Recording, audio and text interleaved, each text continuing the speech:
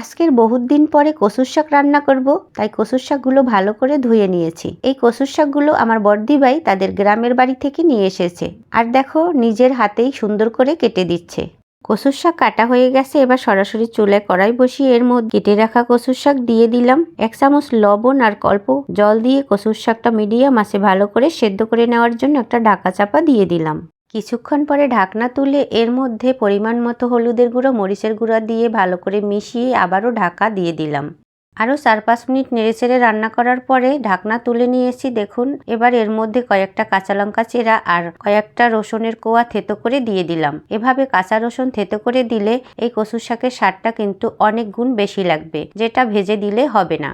মোটামুটি 10 থেকে 15 মিনিট রান্না করার পরে কচুর শাক খুব ভালোভাবে সেদ্ধ হয়ে গেছে। এবার একটা পাত্রে নামিয়ে এই কড়াইতেই ফোড়নের জন্য তেল দিয়ে দিলাম। তেলের মধ্যে 1 চামচ পরিমাণ পাঁচফোড়ন দিয়ে দিলাম। একটা গোটা মরিচ ভেঙে দিয়ে দিলাম। একটু ভাজা ভাজা হয়ে গেলে এর মধ্যে বেশ কিছুটা পেঁয়াজ কুচি দিয়ে বাদামি করে ভেজে নিতে হবে। পেঁয়াজগুলো ভাজা ভাজা হয়ে গেলে এর মধ্যে সেদ্ধ করে রাখা কচুর শাক দিয়ে দিচ্ছি।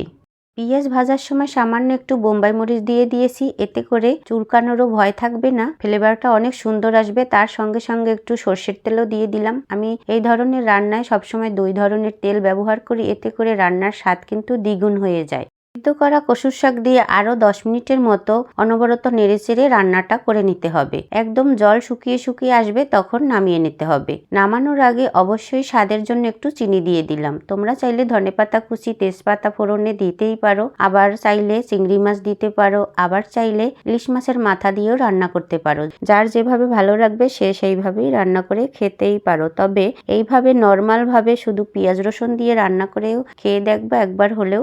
আশা করি খুবই ভালো লাগবে খেতে। সব সময় তো আর মাছ থাকে না, তো এভাবেই খাওয়া যায়। তো বন্ধুরা, সামান্য একটু চিনি দিয়ে ভালো করে মিশিয়ে আঠা আঠা হয়ে গেছে। এখন আমি নামিয়ে নিচ্ছি। দেখো বন্ধুরা, কালারটা কত সুন্দর এসেছে, খেতেও কিন্তু সেই রকম সুস্বাদু হয়েছিল। শুধু এই কচুর শাক দিয়েই কিন্তু এক থালা ভাত খেয়ে নেওয়া যায় নিমিষের মধ্যেই। তোমরা একবার হলেও ট্রাই করো, আশা করি সবার খুব ভালো লাগবে। আর ভিডিওটি ভালো লাগলে অবশ্যই লাইক, কমেন্ট, শেয়ার করে দিও। পেজটিকে ফলো দিয়ে রাখবে, আর ইউটিউব থেকে দেখে থাকলে সাবস্ক্রাইব করে রাখবে। সবাই ভালো থাকবে, সুস্থ থাকবে। আবার দেখা হবে নতুন কোনো ভিডিওতে।